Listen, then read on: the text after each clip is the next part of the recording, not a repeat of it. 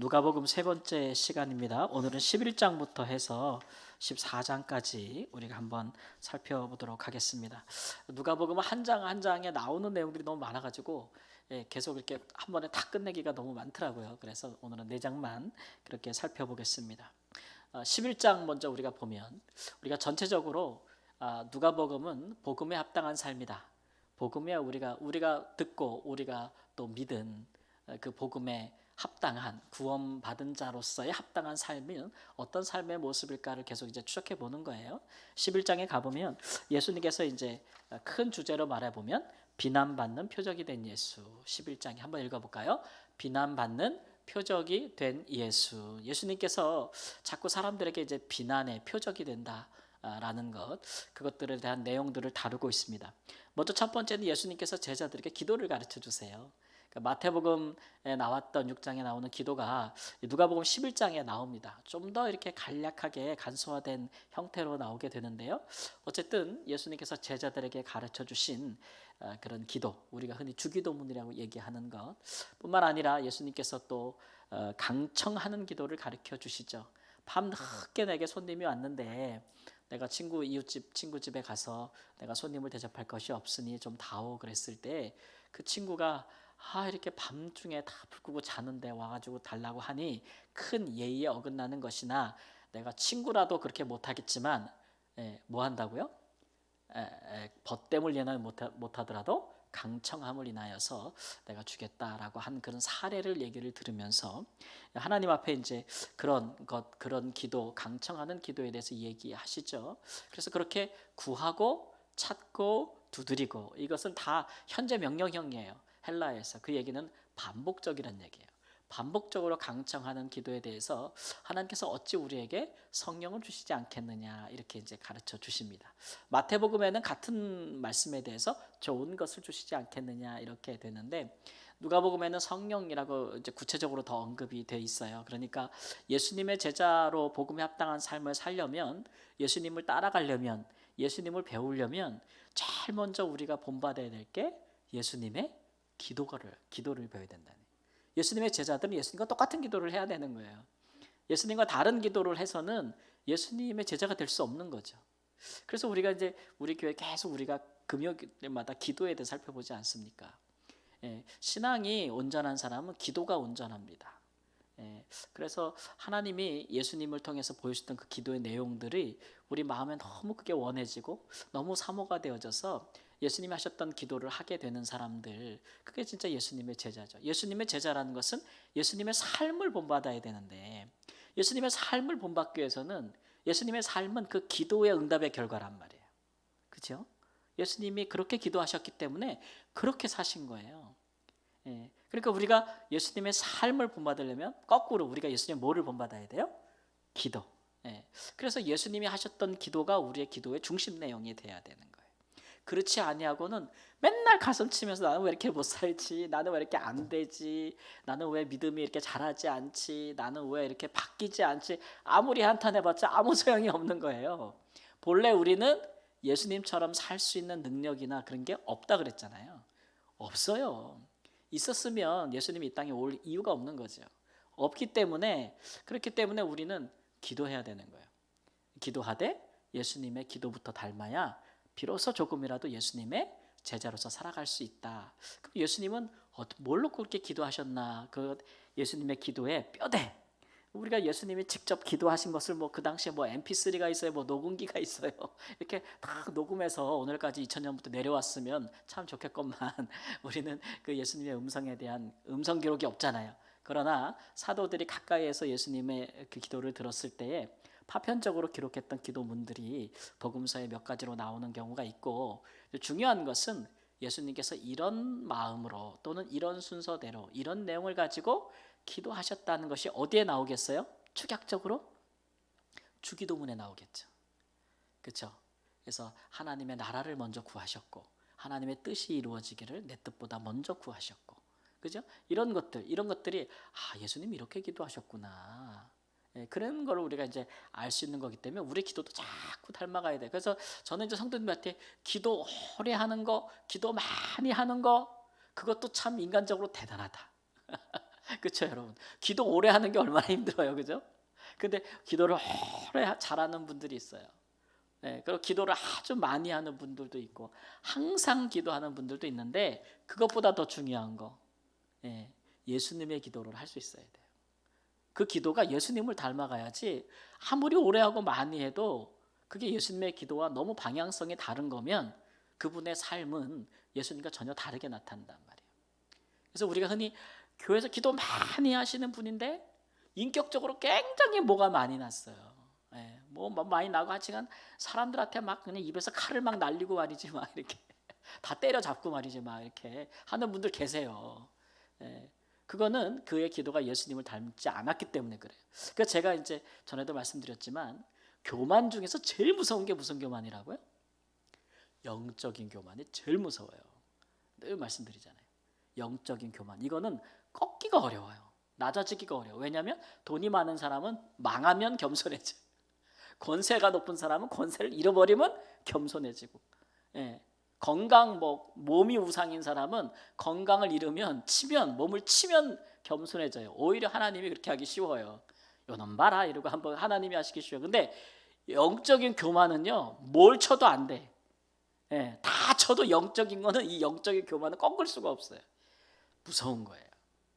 예, 그렇기 때문에 이 영적인 은사, 기도 이런 부분에 열심히 있는 분들은 더욱더 하나님 앞에 자기 자신을 나의 이 모든 것이 예수님을 닮고 있는가를 정말 면밀하게 조사해 보지 않으면 예수님의 복음에 합당한 삶을 살 수가 없다. 그게 자기 의가 되거든요. 나 기도 많이 해, 막 이런 거예요. 예, 기도 많이 해. 막 가끔 목사 있는 저한테 와서도 그런 분도 있어요.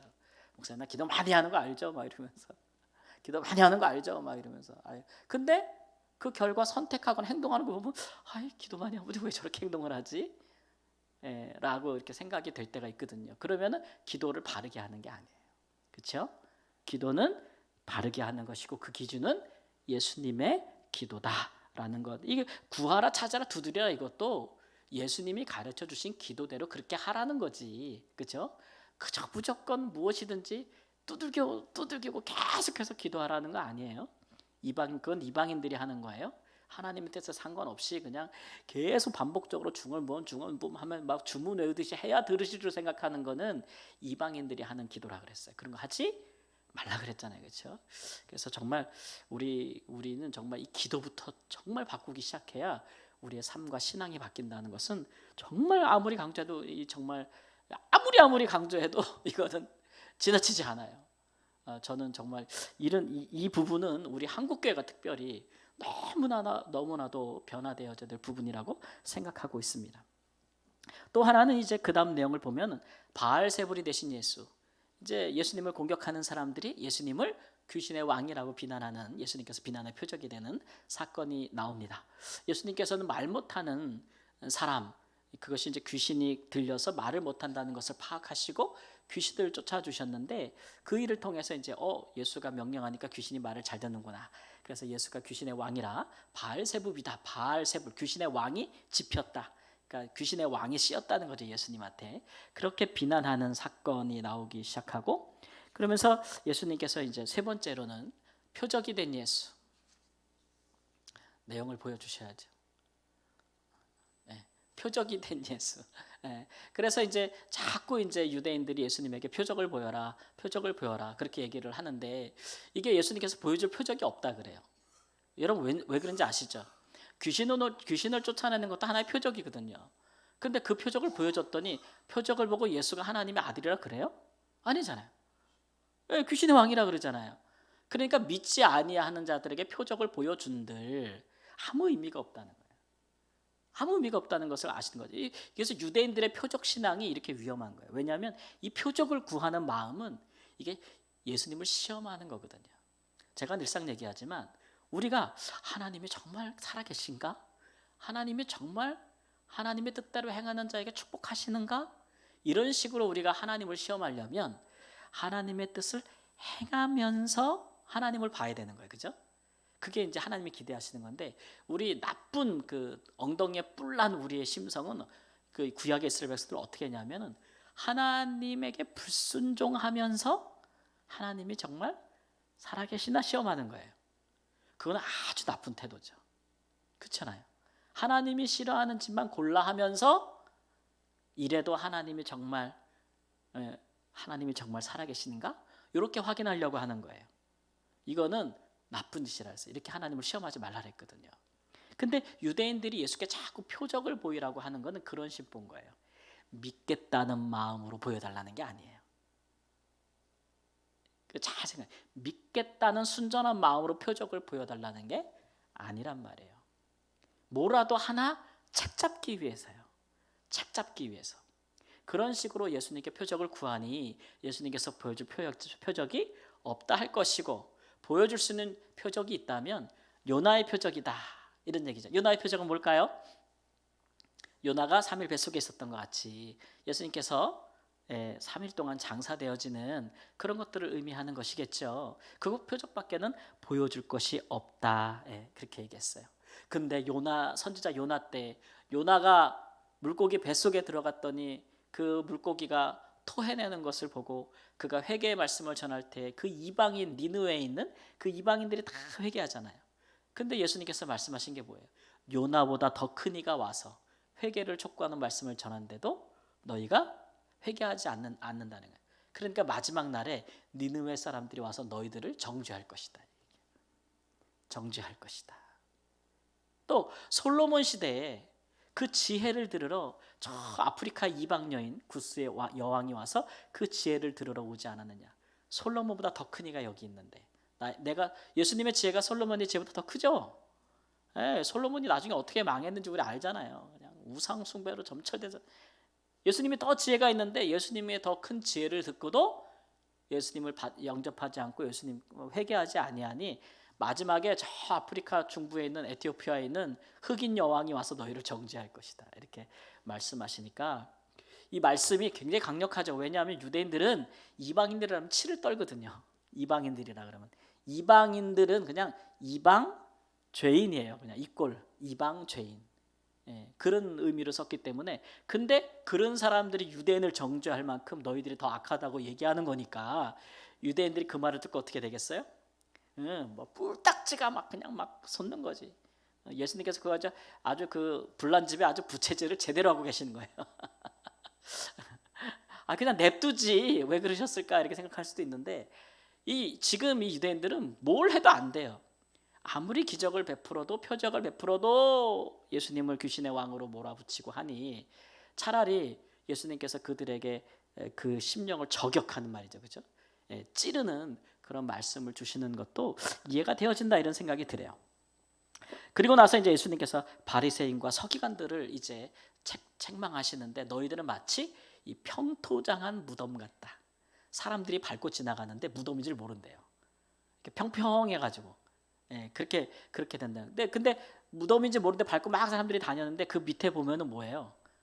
죽은 시체가 있고 썩었다는 거죠. 막 그렇게 겉으로는 좋은 땅 같은데, 그러면서 바리새인들이 얼마나 위선적이고 외식에 가까운지 그 좋은 옷을 입고 어디 가든지 다 인사받기를 좋아하고 상석에 앉기를 좋아하고 백성들에게서 율법을 가르친다고 하면서 막 길거리에 서가지고 소리 높여서 막 그냥 막 기도하고 뭐 금식 일주일에 2번 금식한다 그러고 헌금 낼 때도 공개적으로 말이지 막 이렇게 하는 사람들인데 그 마음 안에는 얼마나 악하고 돈을 좋아하고 탐욕스러운지, 그런 것들을 예수님께서 지적하신 말씀이거든요. 서기관들에 대해서도, 율법을 해석하고 가르치는 서기관들에 대해서도 너희들은 그냥 니네도 지키지도 않으면서 막 율법을 막 확대 해석해가지고 성경에서 신명기에서 말하는 계명 총수는 660 몇 개밖에 안 돼요. 그럼 뭐 책으로 묶으면 몇 장이나 나오겠어요. 그걸 막 이만한 책으로 만든 거예요, 이 서기관들이. 예수님 시대에는 미드라시라 해가지고 이만해. 뭐 안식일 계명 하나만 해도 막 수백 가지로 만들어 놓고 이래가지고 사람들한테 지키라 그러면 퍽 지키라 그러니까 그거 깔려 죽지 무거워서 지키겠냐고. 못 지킬 거 아니에요. 깔려 죽는 거예요. 거기에 못 지켜. 그래서 너도 못 지키면서 남도 못 지키게 하고 막 이러면서 예수님께서 막 비난하시거든요. 그렇게 하고 나니까 이제 바리새인과 서기관들이 그냥 예수님 옆에 달라붙어가지고 막 어떻게든지 예수님을 책잡으려고 하고 막 힐난하고 막 그냥 죽이려고 하고 막 이런 거, 이런 것들이 벌어지고 있는 것이 11장의 내용입니다. 그러니까 분위기가 아주 살벌해요 지금. 예수님께서 바리새인이 어떤 바리새인이 예수님을 청했어요. 집에 초대해서 밥 먹자고 들어가셨는데 예수님께서 손으로 안 씻고 식사를 하시는 거예요. 바리새인들은 이게 용납이 안 되는 거죠. 아니 뭐 그 더러운 손으로 음식을 먹는가? 그럼 부정하다는 거예요. 부정하다. 그런 사람 하나님 앞에 거룩하지 않고 부정하다고 막 얘기하면서 예수님 보고 기본도 안 됐다고 거룩하다고 막 거룩하지 못하다고 비난하니까 제자들도 전에 그런 비난 받은 적 있죠? 예수님께서 뭐라 그래요? 야 진짜 사람이 더러워지는 거는 밖에서 안으로 들어가는 거 아니다. 안에서 나오는 거. 니네 안에 있는 그거. 니네 마음 안에는 그 더러운 거. 그게 너희를 더럽히는 거다. 이렇게 얘기하면서 아주 팽팽하게 줄다리기를 계속 하고 있어요. 자, 이 사이에서 이 바리새인과 서기관들과 예수님 간의 이 팽팽한 긴장감 사이에서 중간에 떡하니 그걸 지켜보는 사람들이 누구예요? 제자들이죠. 제자들. 예. 근데 여러분은 어느 편에 서시겠어요? 당시에 유대인 사회에서 유대교가 사회 모든 법과 제도를 다 가지고 있는 파워가 있는 그런 사회에서 바리새인과 서기관들의 눈밖에 난다는 것은 유대교에서 출교된다는 것은 모든 것을 잃는 것을 얘기하는 거예요. 모든 것을 잃는다는 거. 예수님께서 그런 세력과 아주 진짜 팽팽하게 지금 아주 긴장감 있게 맞서고 있는 분위기라는 것을 우리가 알 수가 있습니다. 복 있는 사람 11장에 나오는 말씀 중에 이 말씀이 하나 있길래 뽑아봤습니다. 한번 읽어볼까요? 이 말씀을 하실 때 무리 중에서 한 여자가 음성을 높여 이르되 당신을 뵌 태와 당신을 먹인 젖이 복이 있나이다 하니 예수께서 이르시되 오히려 하나님의 말씀을 듣고 지키는 자가 복이 있느니라 하시니라. 백성들은 예수님을 좋아해요. 예수님의 이 말씀과 은혜로운 말씀과 사랑 말씀 그리고 이 바리새인과 서기관들을 향한 그들의 위선과 외식을 지적하는 예수님의 말을 좋아해요. 근데 표현할 수가 없어요. 그죠? 네, 왜냐하면 그렇게 했다가 자기한테 큰 이 피해가 올 수 있기 때문에 공개적으로 못하면서도 마음으로는 좋아하는 거예요. 어떤 여인이 용기를 내가지고 지금 예수님 당신이 복이 있다고 당신을 먹인 어머니의 젖이 복이 있다고 얘기하는데 예수님께서 누가 복이 있대요? 하나님의 말씀을 듣고 지키어 행하는 사람이 복이 있다. 지금 이 하나님의 말씀은 누가 전하는 거예요? 예수님이 전하는 거잖아요. 당시에 바리새인과 서기관들이 가르치는 말씀이 아니라 그것을 완전하게 다시 해석하신 예수님의 말씀을 듣고 지키는 자가 복이 있다. 이런 얘기예요. 지금 그 백성들 이 양 사이에서 갈팡질팡하면서 고민하는 백성들 제자들을 향해서 예수님께서 딱 도전하시는 말씀이에요. 예, 확실하게 정하라는 거죠. 확실하게 정하라 이렇게 이제 말씀하고 있는 것입니다. 12장에 가보면 이제 더 그 갈등이 더 격화되는데 바리새인들의 이제 외식을 물리치라. 12장의 주제를 그렇게 정해 봤습니다. 처음에 보니까 이렇게 말씀하시죠. 그 내용을 보면 바리새인의 외식을 주의하며 그들을 두려워하지 말아라. 예수님에 대한 좋은 소문이 나면서 더 많은 인기를 얻어가니까 예수님께서 한 곳에 계셨는데 그 집 앞에 수만 명이 몰려들었다 그랬어요. 야, 수만 명이 운집했어요. 그러니까 예수님의 인기가 지금 명성이 얼마나 그 큰 바람을 지금 일으키고 있는지 무슨 저기 아마 여러분 어떤 분위기였냐면 지금 우리 가끔 TV에 보면은 선거철에 이렇게 누가 이렇게 막 시장 가면 사람들이 막 에워서서 난리잖아요. 뭐 그냥 시민들인지 뭐 버스를 동원했는지 알 수는 없지만 하여튼간 난리잖아 난리. 그렇죠? 그런 북적북적한 분위기를 예상하시면 돼요. 예수님이 가는 곳마다 그런 일이 있어서 수만 명이 운집했는데 예수님께서 그 사람들에게 공개적으로 뭐라 그래요? 바리새인들의 누룩을 주의하라. 심지어는 바리새인들을 두려워하지 말아라. 몸을 죽이나 영혼을 죽이지 못하는 그들을 두려워하지 말라. 차라리 하나님을 두려워하라. 그는 죽은 후에도 지옥에 넣을 수 있는 분이다. 그를 두려워하라고 지금 택하라고 막 예수님도 그냥 막 푸시푸시하고 있는 거예요. 공개적으로. 그러니까 바리새인들과 서기관들이 아주 이를 갈 수밖에 없어요. 예수님께. 그죠? 백성들은 어디를 따라야 되는지 좀 주시하고 보고 있는 거고 예수님은 한 걸음도 물러나지 않고 있는 거예요. 않고 있는 거. 왜 바리새인들을 두려워하지 말래요? 하나님을 보라는 거예요. 진짜 두려운 분은 하나님이지 바리새인들이 아니. 그들이 비록 너희들의 몸을 죽일지라도 너희의 가산을 빼앗을지라도 진짜 두려워할 분은 하나님이시지 바리새인들이 아니다. 이렇게 이제 이야기를 하고 있는 것입니다. 그리고 어떤 사람이 예수님께 찾아와서 유산을 좀 내 형이랑 나누게 해달라 그렇게 말씀하시는 것에 대해서 예수님은 내가 뭐 니네 유산 나누는 사람이냐 이렇게 말씀하시면서 하나님께 부유하게 살아라. 땅에 재물을 쌓고 살지 말아라. 하나님께 대하여 부유한 삶을 살아라. 이거 뭐 하라는 얘기죠? 땅에 재물 막 쌓아놓지 말란 얘기예요. 그것으로 차라리 구제하라는 거예요. 가난한 사람들을 돌보고 나누고 구제하라라고 이제 말씀하고 있는 것이죠. 그 다음에 또 이제 예수님께서 이제 목숨과 몸을 위하여 염려하지 말아라. 염려하지 말아라. 믿음이 적은 자들아, 무엇을 막을까, 무엇을 마실까, 무엇을 입을까 그런 것들로 내 마음이 가득 차게 하지 말아라. 이렇게 말씀하시면서 하나님의 나라와 그 의를 구하라. 이렇게 하나님의 통치. 예수님께서 아까 말씀하신 거 하나님의 말씀을 듣고 그것을 지키려고 노력하면 그 사람에게는 하나님의 나라가 임한 사람이에요. 왜냐하면 하나님 통치를 받고 있는 거잖아요. 그렇죠? 근데 겉으로는 하나님의 뜻을 따르고 있는 것 같지만 속에는 온갖 탐욕과 탐심으로 가득 차가지고 재물을 쌓고 돈을 좋아하고 높아지기를 좋아하는 그런 외식과 누룩에 빠지지 말라. 이렇게 계속 비교하면서 예수님께서 가르쳐 주시고 있는 것입니다. 너희는 오직 주인이 오실 때에 주인이 뭐 어디 혼인잔치에 갔다가 언제 올지 몰라요. 옛날에는 혼인잔치를 저녁에 하니까 뭐 밤새도록 할 수도 있잖아요. 주인이 언제 올지 모르니까 주인이 올 때 언제든지 문을 열어줄 수 있는 그런 종들처럼 예비하며 기다려라. 이런 식의 말씀도 해주시고 또 주인이 없을 때에 이렇게 자기의 주인의 것을 가지고 잘 집행할 수 있는 청지기 같은 사람, 그런 사람이 되라. 믿을 만한 사람이 되라. 이렇게 또 말씀도 하십니다. 그러면서 외식하는 사람들은 절대 시대를 분간하지 못한다. 이렇게 말씀하시는 거죠. 이것도 이제 바리새인과 서기관들을 향한 말씀인데 그들이 내면에 집중하지 않고 하나님께 집중하지 않고 사람과 사람의 영광, 땅의 것에 집중하기 때문에 그 사람들이 그런 탐욕에 휩싸여 살기 때문에 시대를 분간하지 못한다. 그러니까 지금 하나님께서 하시는 일들을 모른다는 거죠. 그러니까 메시아도 알아보지 못하는 것이고 메시아를 핍박하는 것이잖아요. 예수님을 믿은 백성들 또 제자들도 마찬가지. 그런데 빠지지 말라는 거죠. 그런데 빠지지 말라. 이거 굉장히 참 무서운 거거든요.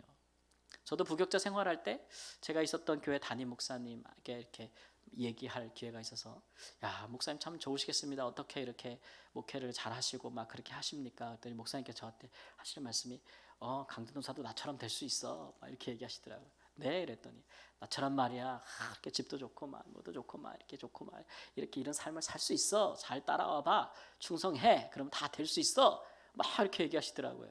그 말을 딱 들을 때 제 마음이 어땠겠어요? 아멘. 그때는 어려가지고 이야 나도 진짜 그렇게 됐으면 좋겠다 막 나도 막 나도 진짜 성공했으면 좋겠다. 나도 한번 목회 끝발나게 한번 해봤으면 좋겠다. 하나님이 책망하시기 전까지 그런 말들이 막 동기부여가 돼가지고 그런 마음이 들 때가 있더라고요. 그것도 하나의 유혹이죠, 그죠? 그러니까 그런 외식과 그런 것에 빠지지 말라는 거예요. 그런 것에 빠지지 말라.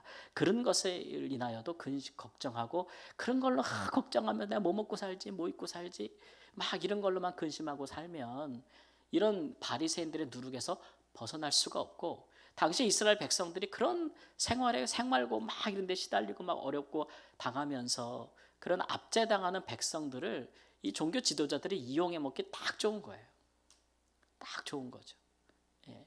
그런 것들이 있어요. 제가 이제 말라 있을 때 느낀 것은 뭐냐면 우리는 이제 가난한 나라니까 전 세계 뭐 200국 중에서 뭐 190몇 위 하는 나라니까 정말 가난하거든요. 오늘 뉴스 봤더니 말라위가 또 뭐 재난을 선포했더라고요. 5천만 명이 지금 뭐 동북부 아프리카에서 아사 상태에 빠졌다. 엘니뇨 때문에 뭐 여러 가지 막 기근 또 재난 선포가 이제 났더라고요. 그 보면은 우리가 생각할 때 그 나라의 지도자들은 정말 그 백성들 때문에 얼마나 가슴이 아플까 뭐 이렇게 생각하잖아요. 자기 백성들이 막 굶어 죽어가고 뭐 병 걸려도 진짜 기본적인 감염 치료할 수 있는 소독약도 없고 뭐 약도 없고 막 죽어가는 거 보면 얼마나 가슴이 아플까 우리 그렇게 생각해서 돕잖아요.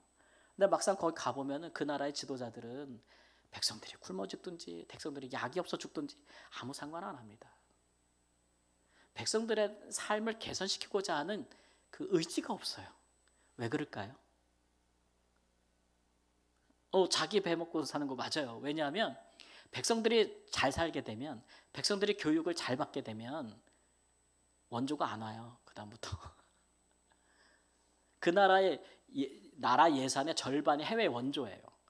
근데 우리 국민들이 이제 안 배고파, 뭐 우리 이제 잘 살아, 막 이렇게 우리 이제 많이 배웠어. 국민들이 똑똑해졌어. 국민들이 막 병으로 죽지도 않아. 아주 잘 살아. 약이 많아가지고 의료가 발달해서. 그러면 원조가 끊어질 거 아니에요. 그러면 자기 배를 불릴 수가 없는 거예요. 자기 배를 불릴 수가 없으니까. 겉으로는 막 표장하죠. 많이 배워야 된다, 뭐 가난을 극복해야 된다, 막 영유아 사망률을 높여야 된다, 막 겉으로는 그러지만 뒤로는 다 돈을 빼돌리는 거예요. 빼돌리는 거죠. 그게 위선 아닙니까? 그게 위선. 그런 위선이 오늘날에도 우리나라에도 있다니까요. 우리의 사회에, 또 우리의 교회에, 교계에 그런 것들 많습니다. 이런 것들을 우리가 단연코 배격해야 우리가 비로소 하나님이 보이기 시작하는 거예요. 이런 것들 우리 마음에 가득 차 있는데, 이런 것을 옳다고 하는 마음이 우리 가운데 있으면, 우리도 거기에 이렇게 휩쓸려 가는 사람들이면은 진실하신 하나님을 볼 수가 없죠. 이런 것들은 아무리 강조해도 지나치지 않다라는 겁니다. 그래서 이 12장의 핵심적인 말씀은 뭐냐면 31장 32절 말씀 함께 읽습니다. 다만 너희는 그의 나라를 구하라. 그리하면 이런 것들을 너희에게 더하시리라. 적은 무리여 무서워 말라. 너희 아버지께서 그 나라를 너희에게 주시기를 기뻐하시니라. 자, 예수님의 말씀을 듣고 지키는 자가 많아요, 적어요? 적다고 얘기하시잖아요. 수만 명이 움집해도 예수님이 딱 보실 때 진짜 하나님의 백성들은 적은 거예요. 근데 그 적은 백성들 보고 뭐라 그래요? 무서워 말라요. 따라해보세요. 무서워 말라. 하나님의 뜻대로 살려면 무서워. 무서워. 못 살까봐 무섭고, 못 먹을까봐 무섭고, 부자가 안 될까봐 무섭고, 그 두려움이잖아요. 그런 두려움. 실패할까봐 두렵고, 그 두려움 때문에 하나님의 나라, 하나님의 백성답게 못 산다는 거예요. 그러지 말라는 거예요. 예수님께서 하나님이 그거 먹여주신다는 거예요. 아멘. 입혀주신다는 거예요. 그 두려움에 속지 말라는 거죠. 그 두려움을 주고 그 위압감을 주는 자들이 있다네. 그들을 두려워하지 말아라. 이게 중요해요. 내가 하나님 뜻대로 살면, 내가 주일날도 제가 그랬잖아요. 설교하면서 하나님의 은혜를 받되 적당히 받자 이거예요. 적당히 받자. 성경으로 우리에게 충만히 받으라고 하는데 우리는 적당히 받자예요. 적당히 받자. 자녀들을 기도할 때도 적당히 하자. 너무 많이 기도하면 우리 하나님께서 맴매들지도 몰라. 신앙생활하는 우리 자녀한테 맴매들지도 모르니까 적당히 하자. 이렇게 생각하지 말라고요. 이렇게 하지 말아요. 하나님 온전히 하나님 앞에 드리면서 신앙생활 해야 될 줄 믿습니다. 13장 보면 예수님께서 또 이제 13장에 회개하지 아니하면 망하리라, 회개를 촉구하시는 내용들로 채워져 있습니다. 빌라도가 어떤 갈릴리 사람들을 죽여가지고 그들의 피를 가지고 그들이 예루살렘 성전에서 드리는 제물에 섞어버렸어요. 그러니까 제단도 더러워지고, 그렇죠? 성전도 더럽히게 되는 이런 유대인들이 천인공노할 짓을 로마 총독이 하는 거죠. 빌라도가. 그런 일을 보면서 사람들이 뭐라 그랬냐면은 저 빌라도 나쁜데 이래야 되잖아요. 그렇게 아니고 어떻게 얘기했냐면 저 갈릴리 놈들은 도대체 무슨 죄를 지었길래 저런 일을 당하나, 이렇게 봤단 얘기예요.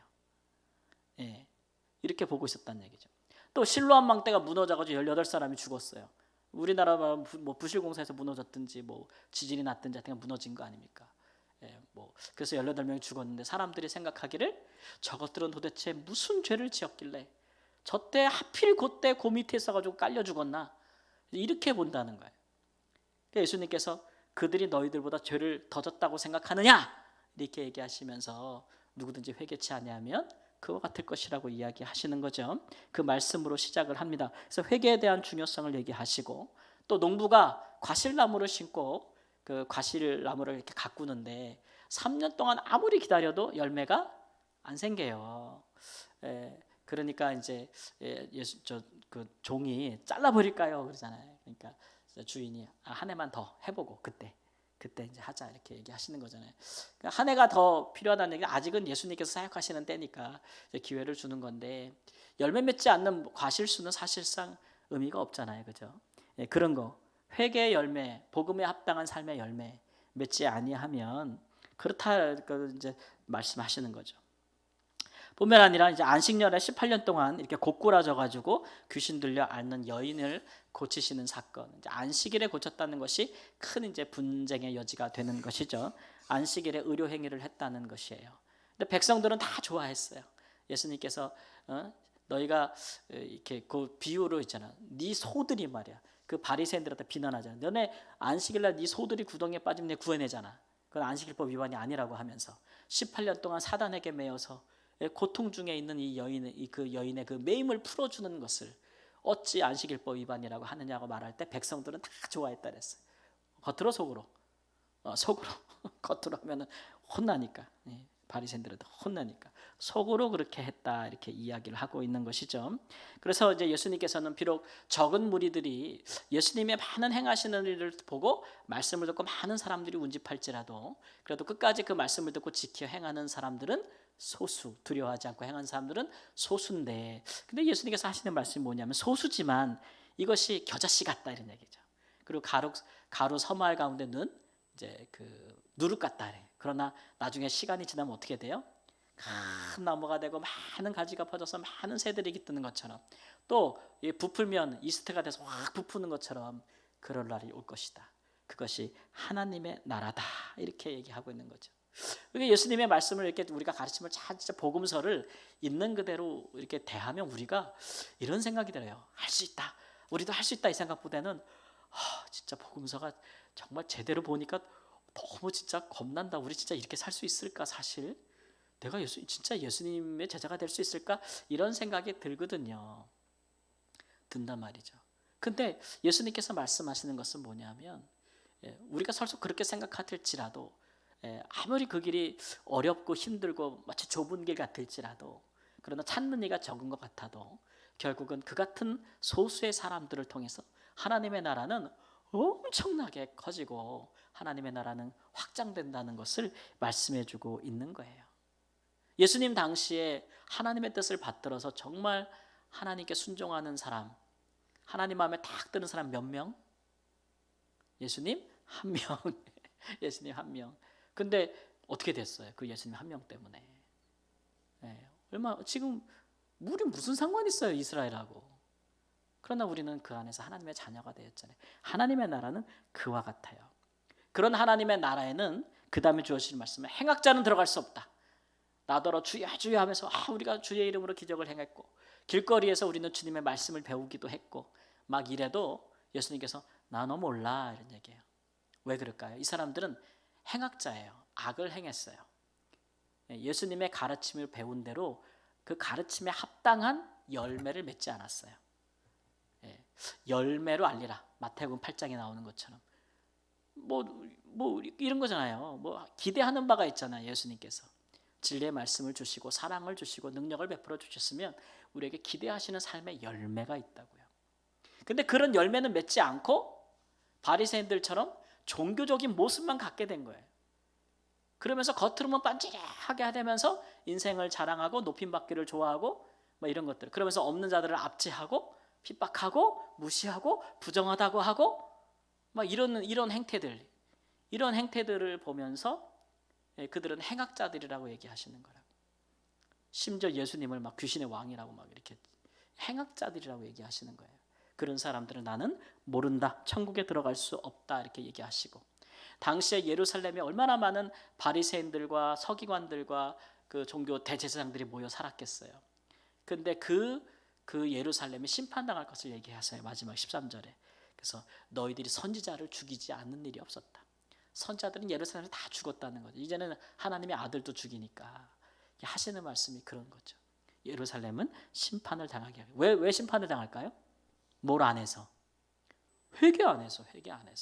회개에 합당한 열매, 세례 요한이 얘기했던 처럼 예수님께 주시는 은혜의 복음을 받았으면 그에 합당한 열매를 맺어야 되는데 그렇게 선지자를 많이 보냈어도 선지자들을 죽였을 뿐만 아니라 이제는 하나님의 아들의 말도 듣지 아니하니 당할 것은 심판밖에 더 있겠느냐. 이제 이런 말씀을 주시는 것이죠. 그러니까 예수님의 제자들은 예수님을 따라가는 하나님의 그 사람들이 되는 길은 뭐 세상적으로 막 높고 나고 이런 거 아무 소용 없어요. 그런 건 아무것도 아니고 하나님의 말씀을 듣고 지켜 행하는 사람들, 그런 사람들이 결국은 하나님의 가족들이고 예수님의 가족들이고 예수님의 제자들이다. 어떠한 대가를 치르서라도 그 길을 끝까지 가고자 하는 사람들, 그런 사람들이 예수님의 사람들이다라고. 그러니까 제자들이 이런 말씀을 들으니까 자꾸 부담이 되죠. 그래서 예수님께 이런 질문을 합니다. 13장 29절 30절로 보면은 구원을 얻은 자가 적으니까 이렇게 물어봐요. 지금 예수님 주위에 막 몰려들어요. 사람들이 막 수만 명이 운집을 하는데 예수님이 주시는 말씀은 이처럼 아주 그 뭐라 그럴까요? 예수님이 이 주시는 말씀을 제자들이 자꾸 들으면 들을수록 어떤 생각이 드냐면은, 야, 이 모든 이 많은 사람들이 다 예수님의 제자들이구나, 이 생각이 안 드는 거예요. 예수님 말씀을 들을 때마다 그러면 진짜 누가 구원받을 수 있지? 뭐 이런 생각. 누가 예수님의 제자가 될 수 있지? 이런 생각이 더 드는 거예요. 그러니까 나온 질문이 뭐예요? 제자들이 예수님, 구원받은 사람들의 수가 적으니까 이렇게 묻죠. 적으니까. 이거 오늘날 우리 한국 교회에서도 되어진, 특히 많은 사람들이 차고 있는 큰 교회들도 이게 들어야 되는 말씀이에요. 많은 사람이 움짓한다고 해서 다 구원받은 사람은 아닐 수 있어요. 그분이 예수님보다 더 능하신 분이라면 상관없지만 그렇지 않잖아요. 우리는 다. 그러니까 진실로 예수님의 믿고 길을 따라가는 사람들은 항상 적을 수 있어요. 그런 부분들의 교회가 항상 깨어 있어야 되는데, 예수님께서 말씀하시기를 13장 29절 30절 말씀 함께 읽습니다. 사람들이 동서남북으로부터 와서 하나님의 나라 잔치에 참여하리니 보라, 나중된 자가 없어 먼저 될 자도 있고 먼저 된 자로서 나중될 자도 있느니라 하시더라. 지금 예수님이 사역하시는 그 분위기를 보면 예수님을 반대하는 사람들은, 힘 있는 사람들은 엄청 반대해서 예수님을 죽이려고 하고, 백성들은 예수님을 막 따르지만 힘이 없고 또 지킬 힘도 없으며, 또 이 사람들은 예수님의 기적과 표적과 이적을 좋아하지만 그러나 예수님의 가르침대로 살려고 하는 사람들은 또 의지가 약해, 이 사람들이. 그러니까 지금 또 예수님은 막 예루살렘 멸망한다고 막 얘기하니까 제자들은 막 혼돈스러운 거예요. 예루살렘이 멸망하면 자기들이 꿈꾸는 나라는 뭐예요? 아무것도 이루어지지 않는 거잖아요. 두렵잖아요. 그러니까 하나님의 나라가 어떻게 되겠는가? 도대체 구원받는 자의 수가 어떻게 되겠는가? 막 그런 생각을 하고 있는데 예수님께서 이렇게 얘기하는, 아니야, 동서남북으로부터 많은 사람들이 와서 하나님의 나라에 잔치에 참여한다 그러죠. 그 동서남북 사방으로부터는 유대인을 다 넘어서는 거죠. 이방인, 전 열방에 있는 모든 민족까지 다 포함하는 거예요. 그러니까 유대인들이 구원을 못 받는다고, 예수님을 배척한다고 그 복음이 이방인들도 배척하는 복음은 아닌 거예요. 그렇죠?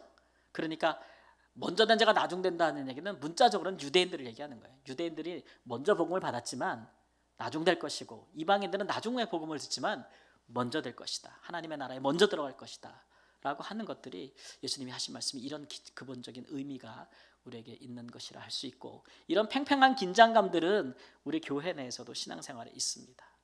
오래 믿고 먼저 믿었다고 해서 항상 예수님께 가까운 삶을 사는 것은 아니에요. 이런 부분들 우리가 소홀히 하기 때문에 그렇게 생기는 거거든요. 그런 모습을 보면은 저도 이제 이제 되게 마음이 아프죠. 오래 신앙생활 하신 성도님들이 그 안에서 예수님의 성품이 느껴지지 않을 때, 그럴 때 보면 목회자로서 저도 보면서 가슴이 아프기도 하고, 또 제 자신도 그런 부분에 목사라는 것 때문에 뭐가 보장되는 건 아무것도 없어요. 하나님 앞에 더 두려운 일이잖아요, 그죠? 제 자신이 이 직분에 합당한 열매를 맺지 못하면, 그거는 저에게 아무 유익이 없는 거죠. 유익이 없는 것입니다. 14장, 우리가 오늘 살펴볼 마지막 장으로 가보면은 제자가 되지 못하는 사람들, 제자가 되지 못하는 사람들에 대해서 이야기를 하십니다. 안식일에 수종병 환자를 고치신다. 수종병은 이제 몸에 이렇게 복수가 차거나 막 물이 차거나 체액이 차는 이런 병을 얘기하는 건데, 그 병을 안식일에 또 고치시는 거죠. 또 예수님께서 비난을 받아요. 그리고 예수님께서 그 사건 후에 너희들이 이제 혼인 잔치에 청함을 받을 때에 초청받아 가면 어디에 앉지 말래요? 상석에, 높은 자리 이런 데 가지 말라는 거예요. 가지 말라는 거. 자기를 스스로 낮추라는 거죠. 그래서 내가 높은 자리에 딱 앉았는데 주인이 와가지고 거기는 다른 사람 자리니까 좀 내려가세요 이러면 얼마나 요즘 말로 쪽팔리겠냐 이거예요.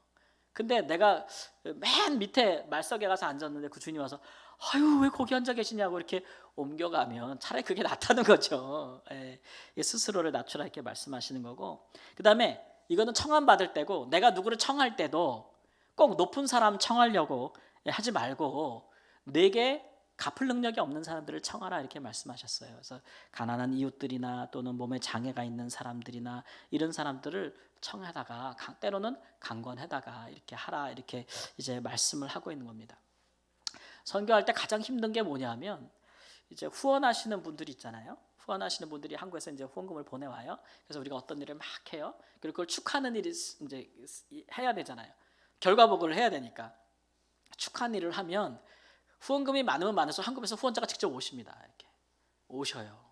그러면 꼭 요구하는 게 그 지역의 유지들이 오는가를 관심을 가져요. 예, 그래서 뭐 이렇게 아프리카 어려운 나라에 내가 이만큼 헌금을 해서 이렇게 학교가 세워졌는데 그 교육부 장관은 오십니까? 이렇게 뭐 대통령 가까운 누구는 옵니까? 뭐 이렇게 지역에 무슨 국회의원은 옵니까? 거기 대추장님은 옵니까? 그렇게 그런데 관심을 많이 가져 선교사를 그렇게 압박을 줘요. 왜 그런 걸 원하시겠어요? 폼 나잖아요, 폼 나. 그렇잖아요. 사진 하나 딱 남는 건데, 뭐 추장님 있고 장관 있고 뭐 막 어떤 때는 이제 언론 기자들도 막 오거든요. 한국에서 막 같이 와요. 국민일보 무슨 일보 막 항상 와요. 그러면 이제 그분들이 사진 하나를 찍어서 신문에 왼쪽부터 이분은 누구다 이렇게 꼭 신문에 실리거든요. 실려요. 꼭 기자들을 대동해서 와요. 그러면은 그게 항상 높은 사람을 데려오라고 이렇게 전 난리를 쳐요. 그게 정말 싫더라고요. 왜냐하면 그건 누구를 위한 거예요. 저희는 항상 빈민 지역에서 사역을 했기 때문에 빈민들을 위한 거면 빈민들이 많이 오면 되는 거잖아요. 근데 꼭 이름 있고 높은 사람을 오기를 바래요. 아주 미치겠어요, 그런 것 때문에. 거기에 오면은요 의전을 그렇게 또 해야 돼요. 의전을. 아프리카 사람들은 또 이 권위라는 문화가 있어가지고 의전 또 되게 좋아하거든요. 그거 하다가 다 진이 다 빠져요. 예. 그리고 또 와서 좀 이렇게 당신들 병원 없는데 학교 없는데 학교 병원을 지었으니까 와서 축하해달라 그러면 또 그냥 안 와요. 줘야 오지. 그냥 절대 안 오거든요. 예. 그 사람들도 알아요. 이게 여러분 이런 생리가 있는데 계속 받기만 하는 사람은 뭘 아는 줄 아세요? 예. 고마운 마음보다는 그런 게 있어. 너도 우리가 가난하니까 우리 때문에 너도 돈을 받지. 이걸 알아요. 예. 우리가 가난하니까 너도 우리 가난을 보여줘서 돈을 받지 후원을. 그 생리를 알아요. 그래서 뻗대는 거거든요. 참 여러분 잘 모르시죠 이런 것들은 그죠? 근데 그런 일들이 있거든요. 그런 일들이 바로 이렇게 높임 받기를 좋아하고 막 이런 것들을 자꾸 요구할 때 그런 것들은 더 커지는 거예요. 더 커지는 거죠. 자꾸 더 커지는 거죠. 이런 것들. 우리는 그래서 예수님께서는 갚을 능력이 없는 사람들에게 하라는 거잖아요. 그죠? 갚을 능력 우리가 그렇게 하지 않아도 되게 갚을 능력이 없는 사람들. 그 다음에 이제 예수님께서 이제 망대를 세우는 자와 전쟁을 하려고 하는 임금 이 두 사람들은 뭐 건축을 타워를 요즘 한국에 PF 대출 때문에 건축 잘 안 하는데 대출을 잘 안 해줘가지고 이자도 너무 높아가지고 막 땅값도 높고 막 그 재료값도 높아서 지금 건축 안 하잖아요. 분양도 안 되고 막 이러는데 내가 이제 뭐 PF 대출을 받아가지고 막 건물을 크게 하려고 지려고 해요. 그래서 분양하려고 하면은 건설 시작하기 전에 뭐부터 세워요? 제일 먼저 할 게 뭐예요? 재정 계획을 세워야죠, 그죠? 이 돈으로 이걸 세울 수 있을까? 그거 해야 되는데 그거 안 하고 시작하면 어떻게 돼요? 나중에 자금 못 끌어오면 빵 타는 거예요. 부도나는 거 아니에요, 그죠? 부도나는 거 아니에요. 제가 뭐 근래 어디 뭐 하는 건설 관계된 분이 갑자기 지금 사라졌다, 잠적했다는 얘기도 들었는데 왜 잠적했겠어요?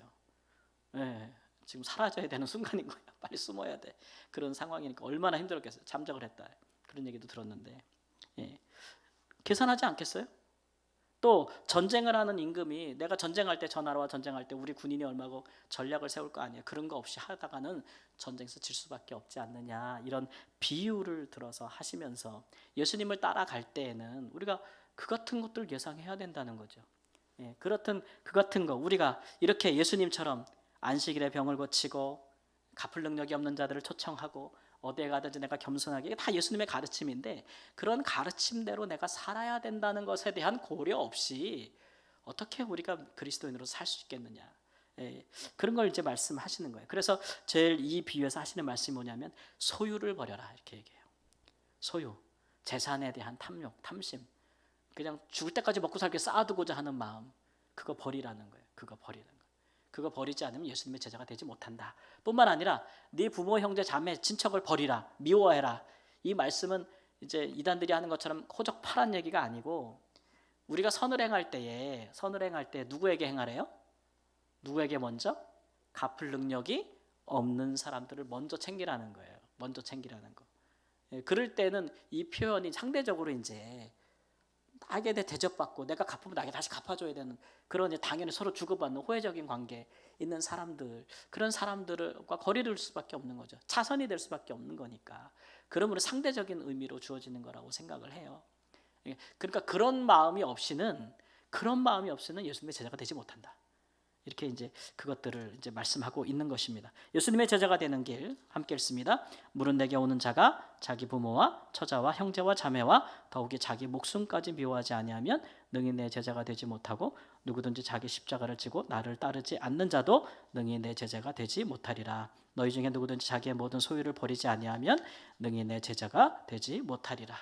예수님의 제자가 되려면 목숨도 때로는 버릴 수 있어야 된다. 예. 예수님도 버렸으니까 목숨도 버릴 수 있었는데 우리 시대는 이제 예수님을 믿기 위해서 목숨을 버리지 않아도 되는 현재 시대이기는 한데 항상 그랬던 것은 아니잖아요. 그렇죠? 그러니까 그런 시대가 우리가 오지 않기를 기도하지만 그러나 우리가 정말 예수님의 지금 우리에게 주신 이 말씀대로 살기 위해서도 우리가 포기할 것들이 많아요. 사실은 포기할 것들이 많아요. 그런 것들을 우리가 실제적으로 생각해보고 실천하는 그런 제자로서의 삶을 살아야 된다. 마지막으로 적용하겠습니다. 첫 번째, 예수님의 제자가 되지 못하는 사람들. 어떤 사람들이요? 악을 행하는 사람들. 행악자들이라 그랬죠.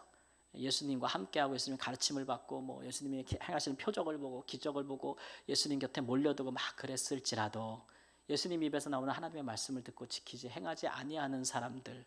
그런 사람들은 바리새인의 누룩과 외식에 빠져서 나중에는 악을 행하게 된다는 거죠. 외식, 높은 자리 좋아하고 막 그런 거, 사람을 향해서 자비와 긍휼을 베풀지 아니하고 이런 것들, 가난한 자들을 멸시하고 막 이런 모든 것들, 이런 악을 행하는 사람들은 예수님의 제자가 되지 못한다. 예수님의 가르침과 삶에 반대되기 때문에. 두 번째, 바리새인의 예수님의 제자가 되는 가장 반대의 길은 바리새인의 누룩이죠. 바리새인들의 외식과 위선. 그런 것들이 가장 제자들에게 위험한 유혹거리인데 그걸 물리치기 위해서 어떻게 해야 되느냐? 그러면 예수님께서 하신 말씀은 자기 목숨과 소유를 버리라. 자기 목숨과. 그러니까 이런 얘기예요. 막 살고자 하는 자는 죽고 죽고자 하는 자는 산다. 이 얘기 이거 목숨은 이거예요. 내가 예수님 말씀대로 살기 위해서 이제 당시를 생각해 보세요. 예수님을 끝까지 따라가고 예수님 말씀대로 살면 바리새인들한테 죽는 거예요. 바리새인들한테 죽는 거라고요. 그래도 예수님은 버리라는 거예요. 죽으면 뭐 한다고요? 산다. 예수님은 살았어요, 죽었어요?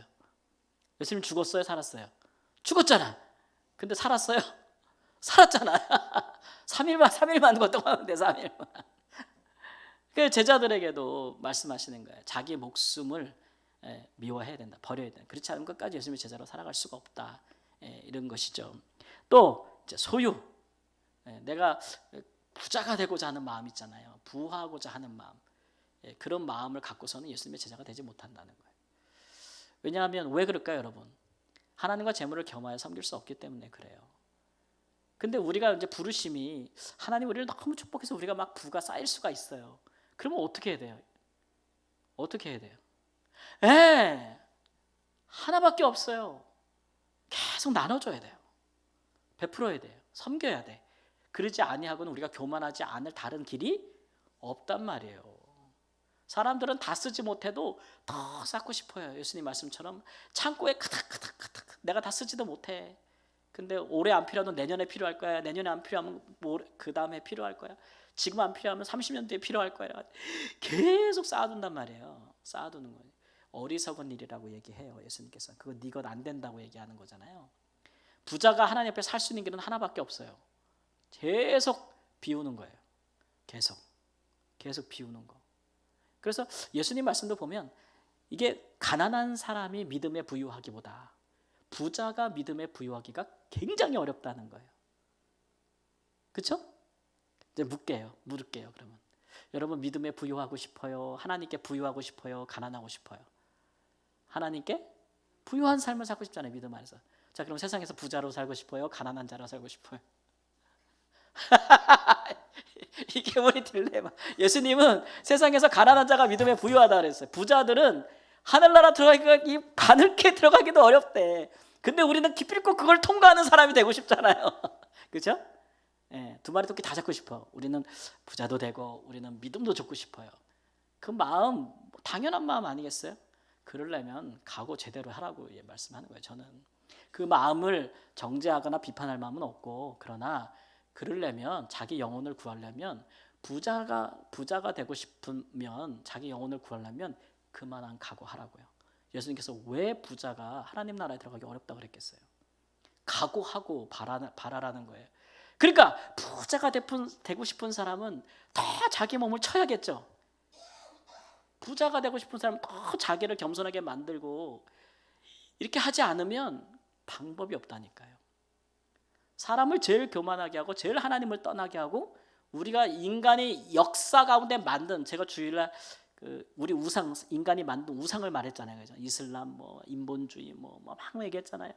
막 얘기했지만 그 모든 우상 위에 우상이 뭐예요? 재물이에요. 재물. 돈만한 우상을 인간이 만들지 못했어요. 아직까지. 그러니까 제대로 각오하지 않는 이상 바라지 말고, 바란다면 철저하게 자기를 복종시키라는 거예요. 그래야만 가능하다. 그래서 이제 한때 제가 청년 때도 목사님들이 설교할 때 항상 그런 얘기를 하시더라고요. 막 기도 제목 소원을 내라고 막 그러잖아요. 소원을 내라고 막 그러면 다 한 가지 소원을 가지라. 청년들 다 일어나라 그래. 청년들 다 일어나가지고 따라하라 그래요.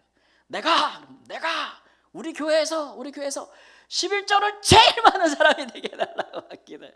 거부가 되게 해달라고 기도하라 그래요. 그럼 청년들이 막 그냥 뜨거운 마음으로 막 기도해요. 아이 좋다 이거지. 아이 뭐 거부가 돼서 나쁠 게 뭐 있겠어요. 좋은데, 그러면 그렇게 그런 길을 사모할 때 그 마음이 재물이 우상이 되지 않을 자신이 있냐고요. 그렇지 않으면 그거는 허황된 거예요. 그렇죠? 그러니까 그만한 믿음, 그만한 겸손, 자기 소유를 버리고자 하는 믿음이 없으면 부자가 되는 것은 그에게 해악입니다. 해악이 될 수밖에 없어요. 부자가 되더라도 그걸 다 버릴 수 있는 믿음도 있어야 돼요. 그래서 뭐 예를 들면 이런 겁니다. 막 내가 진짜 막 재산이 많아. 근데 어느 날 예수님께서 바쳐 이렇게 했을 때 거기서 딱 한 걸음 나는 거예요. 사람이 한 거 아니고 예수님께서, 성령께서 너 그거 바쳐라 혹은 나누라 했을 때 그거 못하면 이미 재물이 우상이 된 거예요. 틀림없어요. 이거는 뭐 실제적인 얘기입니다. 그렇죠?